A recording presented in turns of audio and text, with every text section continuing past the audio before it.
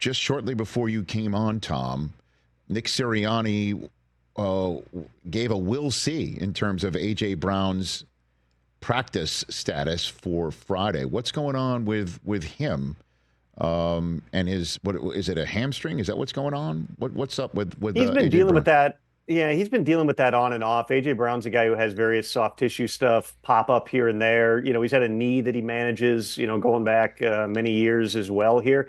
And we've seen him too, in a surprise, Rich, earlier this season. AJ Brown missed a game where there were no outward signs that was going to happen. I mean, I know that he was, I believe, limited in practice yesterday here. Nick also never gives up anything in terms of his press conferences on injury status. So this is one of those, let's see what the report says based on, the tenor of how Nick's saying it. I would guess they're probably going to list him as questionable, but we'll find that out this afternoon. Okay. Any other injury stuff that we should keep an eye on for crucial Week 16 action, not just in real world, but the fantasy world as well, Tom, that so many people are focused on this day? Well, the Dolphins are a little bit banged up. Jaylen Waddle's doubtful for this game. He got banged up in the last game.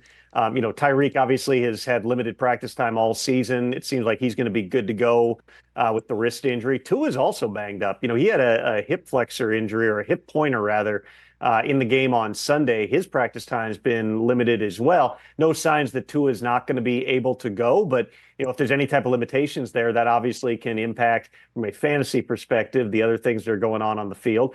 The 49ers might be down to their fifth running back potentially now, because Isaac Guerendo is dealing with a hamstring injury. We'll see whether or not he can go, but there's a lot of times where, you injure a hamstring and you're going to miss at least a little bit of time. George Pickens, hurts his hamstring in practice a few weeks ago. He's out again. He's not playing tomorrow. That'll be 3 straight games that he's missed. Probably the biggest injury headlines are the fact that TJ Watt, Pickens' teammate, is going to be good to go. Mahomes is also going to be good to go, which every response I got yesterday, Rich, after I posted on social media that Mahomes off the injury report and good to go, everyone is saying it's because it was a fake injury. He's milking it. It's all fake. Listen, if you go and try to get 1/10 hit as hard and bent the way Patrick Mahomes was, you're not getting out of bed for a week, okay? When he's limping off the field, it's legit. He just happens to be a really, really tough dude who hasn't missed a game because of injury in 5 years. Remember, he dislocated his kneecap back in 2019. Everybody thought he was done. He missed 2 games,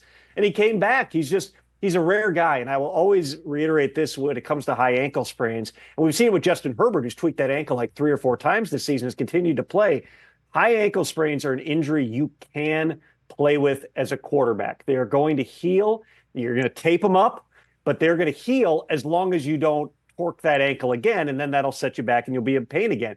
They'll heal while you're playing. The question is just your mobility in the short term. That's what I'll be watching in the game on Saturday against the Texans. You know that DeMeco Ryans and Matt Burke are going to be heating him up and seeing how well he can move. Mahomes can beat you in a variety of different ways, including from the pocket here. But don't mistake him being off the injury report as a sign that he's 100% and is going to be himself. It's going to be interesting to see how well he's moving and how much Andy Reid kind of protects him as we get into that game. Catch the Rich Eisen Show every single day on the Roku Channel, 12 to 3 Eastern, for free.